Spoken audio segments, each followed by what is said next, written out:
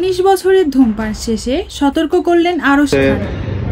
আমরা অনেকেই স্মোক করি, আমিও করতাম, এখন সেটাকে অনেক কমিয়ে এনেছি বা 3-4 দিন করি।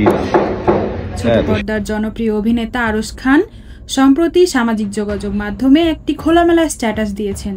সেখানে তিনি নিজের ব্যক্তিগত অভিজ্ঞতা তুলে ধরে ধূমপান ও ভেপের মারাত্মক ক্ষতির ব্যাপারে ভক্ত অনুরাগীদের সতর্ক করেছেন। আর আমার পোস্টটা একদমই ছিল আমার জুনিয়রদেরকে সতর্ক করার জন্য, আমার অনুজদেরকে একটা দিক নির্দেশনা দেওয়ার জন্য, যেন ওরা সিগারেটটাকে গিয়ে লাইফস্টাইল হিসেবে বেছে না নেয়। আমার পোস্টের কারণে যদি কোনো কনফিউশন ক্রিয়েট হয়ে থাকে, আমিও সরি।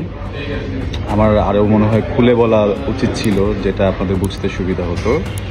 সবার জন্য ভালোবাসা, সবাই সুস্থ থাকুন, অ্যান্ড পারতপক্ষে সিগারেট, ভেপিং, এই ধরনের যে কোনো রকমের বদ অভ্যাস থেকে দূরে থাকুন। তার ভাষায়, ভেপের দ্বারা ফুসফুসের যে ক্ষতি হয় তার কোনো চিকিৎসা নেই, কোনো ঔষধ নেই।